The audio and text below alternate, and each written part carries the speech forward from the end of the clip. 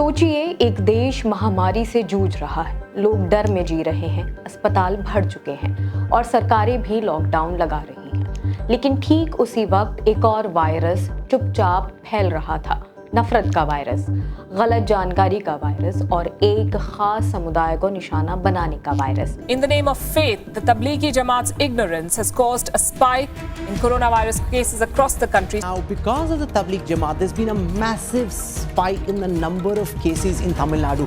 दिल्ली में भी जमात ने कोरोना का ग्राफ बढ़ाया है और इसे कोरोना का हॉटस्पॉट बना दिया है। और सबसे बड़ा सवाल आयोजकों से, आप पहले से नहीं जानते थे कि संक्रमण का खतरा है, लेकिन जब 13 मार्च को ही दिल्ली में आयोजनों पर रोक लग गई थी, तब आपके पास अपना कार्यक्रम जारी रखने का क्या कारण था? इनके खिलाफ भी सख्त कार्रवाई होनी चाहिए। वो वायरस था तबलीगी जमात। कहा गया कि इन्होंने कोरोना फैलाया। टीवी स्क्रीन पर इनके खिलाफ जहर उगला गया। जिन्हें मदद की जरूरत थी उन्हें अपराधी बना दिया गया। लेकिन अब दिल्ली हाई कोर्ट का फैसला कहता है, ना कोई सबूत था, ना कोई जुर्म। तो क्या ये एक महामारी थी या एक सोची समझी बदनाम करने की मुहिम? चलिए आपको बताते हैं पूरी सच्चाई, जिसे अब अदालत ने सामने रख दिया है।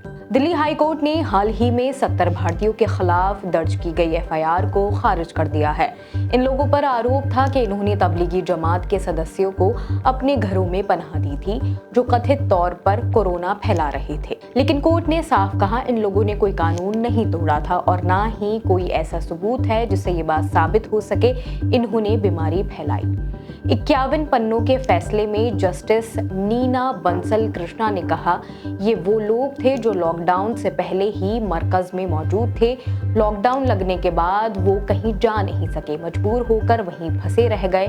कोर्ट ने ये भी कहा कि ऐसे केस को जारी रखना न्याय की प्रक्रिया का दुरुपयोग होगा, यानी ये केस बिना वजह चलाए जा रहे थे जिनका कोई कानूनी आधार नहीं था। कोर्ट का ये फैसला सिर्फ कानूनी नहीं बल्कि समाज को भी आईना दिखाने वाला है। उस समय मीडिया ने एक पूरा माहौल बना दिया था जैसे कोरोना सिर्फ तबलीगी जमात की वजह से फैला हो। खबरों में सुपर स्प्रेड कोरोना बम जैसे शब्द गूंजते थे।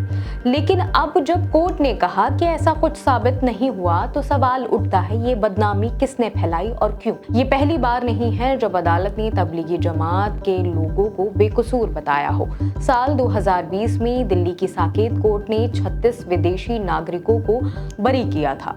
कोर्ट ने कहा था उन्हें जानबूझकर अलग अलग जगहों से पकड़कर फंसाया गया था, यानी तब भी कानून ने कहा था उनके खिलाफ कुछ नहीं है और अब दोबारा हाई कोर्ट ने यही दोहराया है। लेकिन सोचने वाली बात यह है कि एक बार बदनाम होने के बाद इंसान की इज्जत कैसे वापस लौटाई जा सकती है।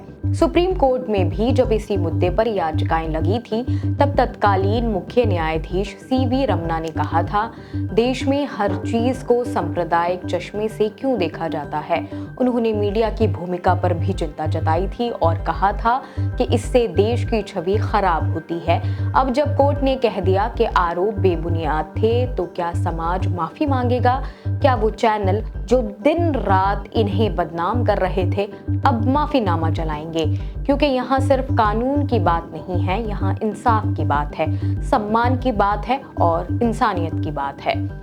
तबलीगी जमात का जो पूरा एक खेल बनाया गया, वो एक सीख है कि महामारी जैसे संकट में हमें एकजुट होना चाहिए, ना कि एक दूसरे को कटघरे में खड़ा कर देना चाहिए। क्योंकि असली सुपर स्प्रेडर कोरोना नहीं बल्कि अफवाहें और नफरत थी, गैर जिम्मेदार मीडिया रिपोर्टिंग थी। न्याय में देर भले ही हो गई, लेकिन आज कम से कम सच सामने है। आपको क्या लगता है, क्या इन बेकसूर लोगों के साथ न्याय हुआ? क्या मीडिया को जिम्मेदार ठहराया जाना चाहिए? हमें कमेंट करके बताएं और ऐसे ही और वीडियोस देखने के लिए जुड़े रहिए ऑब्जर्वर पोस्ट के साथ।